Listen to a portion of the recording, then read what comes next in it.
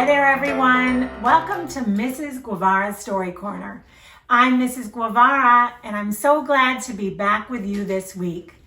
Guess what we're going to be doing for the next couple of weeks? I'm going to be sharing something really important with my kindergartners. Listen up. It's first grade secrets, FGS. I'm going to be sharing with you, as you're getting all the way ready for first grade, some secrets about first grade. But first, our special helper. Who's my special helper?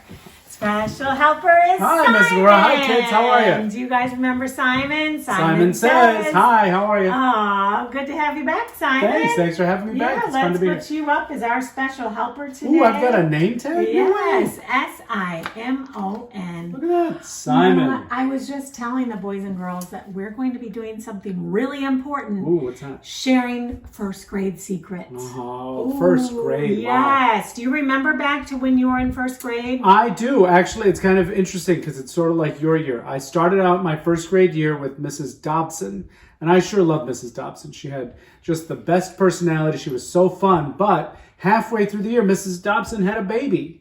And so she left the school, and then we ended up with a new teacher for the second half of the year, Mrs. Donner. Oh, really? Mm-hmm. And she was really that sweet is too. a lot like their year. Yeah, exactly. But that was for your first grade year. That was my first grade year. Yeah. Well, we'll hear more about that. But I also wanted to tell them that our secrets today are about first grade writers. Ooh, first grade writers have to be ready to go. They have to be able to write a personal narrative. Ooh, so first of all, let's look at our chart for these weeks. FGS, first grade secrets. That's how we spell it. You know what, boys and girls? This is also for parents. When you get to first grade, it's kind of like your first year of life. You will never grow as much as that very first year of life, from when you're born to when you turn 1. And then the next time that you grow so much is first grade. And every time you're doing something in first grade, you get to think like, this is the first time I've ever sat at a desk in first grade. You do a lot of firsts. Maybe some of my boys and girls still haven't lost a tooth yet. They might lose their first tooth in first grade. So we're going to hear some of these first grade secrets. And the first one today is about writing a personal narrative. Do you know that my boys and girls might be really good at this already? Because we've been practicing being writers. And in first grade, instead of having a bunch of steps like kindergarten, we bring it down to really the important 4. So this is important, boys and girls. The first step to writing a personal narrative is thinking. We say, put our hands on our head like a thinker. Can you do that? Put your hand, close your eyes, and think of something that happened to you. Can you think of something that happened to you in first grade? Don't say it yet, just think. Okay. Because step 2, once you've thought of it, is you tell your story out loud in order, using special words like first, then, next, and last. Okay. So you tell it in a way that has order words. After you say it out loud, then you go to your paper and you start by drawing a picture of it. And I always say, start with pencil. Draw it because you might want to erase or make some changes. Then add your color. And you want to try to draw a wow picture. I'm making a W in my mouth. Like those wow pictures, yes, yeah. A wow picture. And then it's time to write your story. Can you read those 3 things that they want to do when they're writing out their story? Yeah, so it starts with think of something that happened. Tell your story out loud in order using first, then, next, last. Draw a detailed picture and use a pencil first. Then write your sentences, and that begins with start with a capital, and I mean capital letter, and then end with punctuation, which is like a period, a question mark, or maybe even an exclamation point if it's something really exciting. Start with a capital, spell red words correctly. What are red words? Those are like their sight words, words that they already know by heart. Oh, yeah. Words like I, capital I, or the, how do you spell that? T-H-E. Correct. Yeah. Okay, or can and away and are and all. We've learned a lot of them. So start with a capital letter, spell red words correctly. Last one is write your story like you told it. First, then, next, and last. Write your story like you told it. That goes back to the second one. Yeah, it goes back to the second one. And sometimes we say, I'm going to put this part right here. Sometimes we say we write our story across our hand. First, then, next, after that, and last. We can write it across our hand. It just helps us to keep it in our mind. Yeah. And actually this week, boys and girls and parents, I'm asking you to write a personal narrative and then send it to me by next week. And I'll help you. I'll give you some feedback on it. I'll tell you how it's coming. So think of something that happened to you. Maybe it was over the weekend. Maybe you had some fun on Mother's Day or outside. Simon's going to share with us his personal narrative. Hey, Simon, does that mean you had something that happened to you in first grade? Yeah, I did. So I remember going into my first grade class with Mrs. Dobson. And when I started the year, I had a little problem. And maybe it's a problem that some of you have had. I couldn't say my S's. And so I would introduce myself, and I was kind of shy about it. I would say, hi, my name is Simon. And I'd say it with a lisp. Hi, my name is Simon. Oh. So that's how I started the year. At first, I could really only say my name is Simon. And all my S's were like that. I would slur all my S's. Oh, so there are a lot of words that have S. So when you were saying S, especially in your name. I know, it's tough when your name is Simon. Right. You can't say your S's. So then, was that the end of it, or did you figure it out? No, what happened after that is I got a speech class. They would have a speech teacher come, and she would knock on the door. I remember that very clearly. She'd always knock on the door, and she'd lean in, and she'd say, is Simon here? And she'd say it so clearly. So I'd raise my hand, and then I got to walk out with her, and I went to a special room that was the speech room, and it was like a little closet room, but she had all these charts with like letters and sounds and pictures of mouths and tongue, and we would start to work on how to say F. And then? Well, and then we worked at it it seemed like a couple of weeks or months. I remember we'd go in, and it would be tongue twisters like "Seafell" by the seashore, you know. But you couldn't get it. I couldn't get them at all. And then I'll never forget, finally, she was asking me to do the letter for snake, and I had been practicing so much. So I said it to her. I remember being so proud. I was like, snake. Oh. And she was so proud of me. And I finally got my S's. And I feel like once I got the first one, snake, then everything else started to come back together. And then I could easily say, my name is Simon. I'm Simon. Let's play Simon Says. Wow, that is great. Yeah. And a great first grade story, isn't it? Yeah. So Simon just told us the cool thing. He did it in order. He thought of his story. He told it out loud in order. Then he drew a picture, a wow picture at the tippity top. I gave him a little bit of help on that. Thank you, yeah. Oh, it says Simon. Yeah. Yes. Simon. And she was practicing your S. This is your teacher helping you. And will you read how you wrote your words in the right order? Yeah. Okay.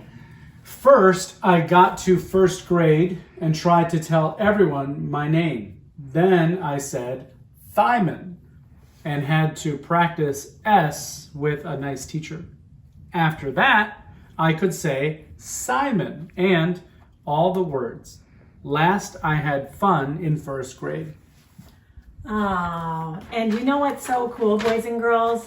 Even though it was hard for him at the beginning of first grade, later on in life, he worked in television, helping people who were on TV and being on TV himself.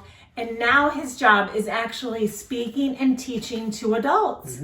And he gets his words so clear, just as you hear, especially when you play Simon Says. That's right. Maybe we can play a little bit after our story. That'd be right? great. Maybe we could wrap up with that. Okay, Yeah. but I'm excited to see your personal narratives.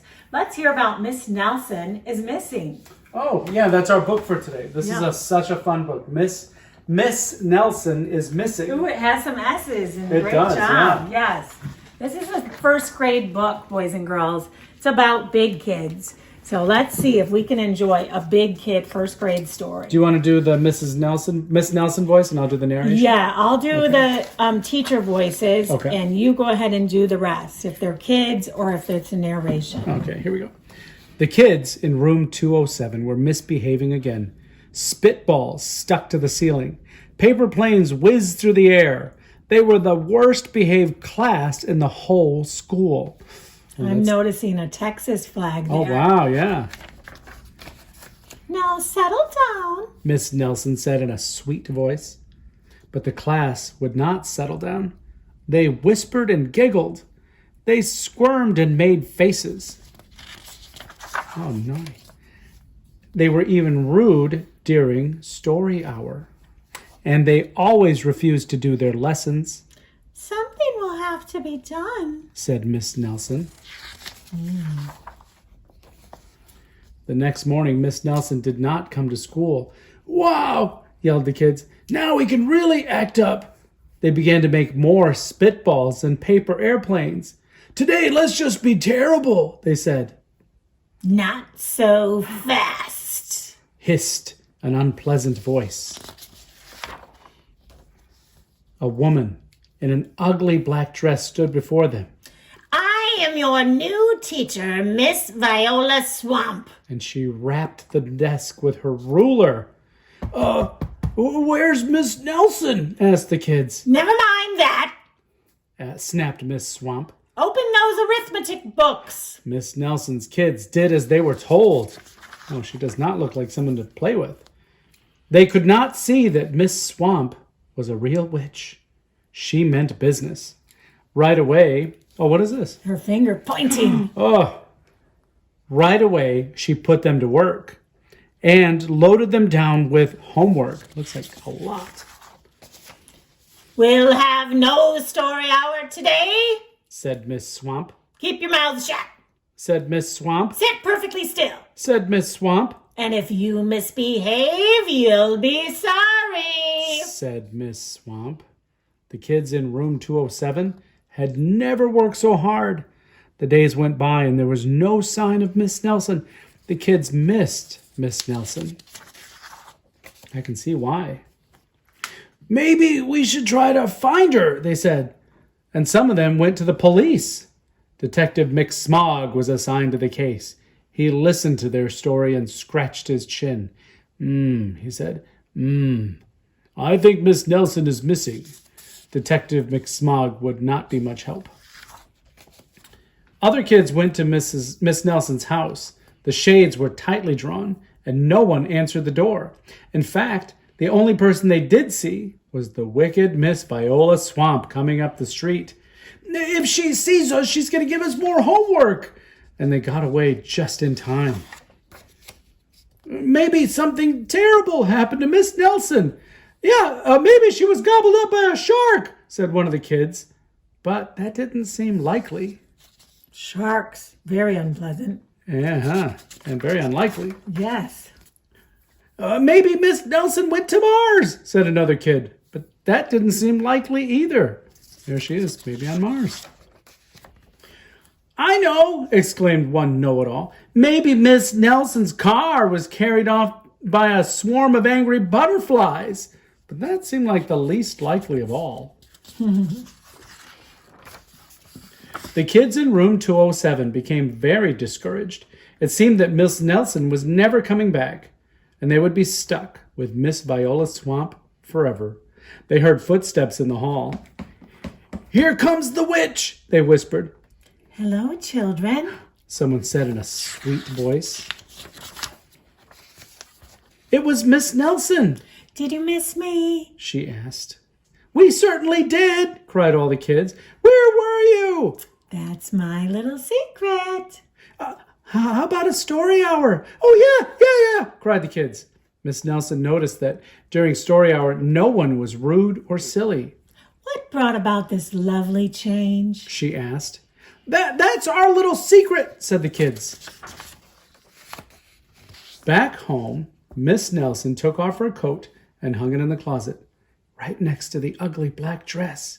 And when it was time for bed, she sang a little song. I'll never tell, she said to herself with a smile. P.S. Detective McSmog is working on a new case. He is now looking for Miss Viola Swamp. Bum, bum, bum.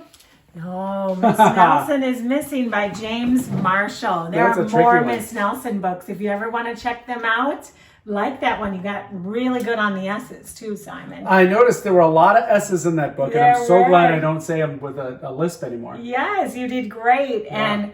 And did anyone figure out maybe who that Miss Viola Swamp was? Are you using your almost ready for first grade brain to think of it? Yeah. I bet you have. I bet you did. Well, Simon says what? Simon says, raise your right hand. Okay, raising our right hand. Simon says, raise your left hand. Raising our left. Good job. I see you out Okay. there. Simon says, lower your left hand. Now wave. Goodbye. Bye. Wait. I didn't say Simon says. I gotcha. Simon says goodbye. Simon says wave goodbye. Simon You're says wave all goodbye. my favorites. See You ya. are too, Simon. See you later. Bye, guys.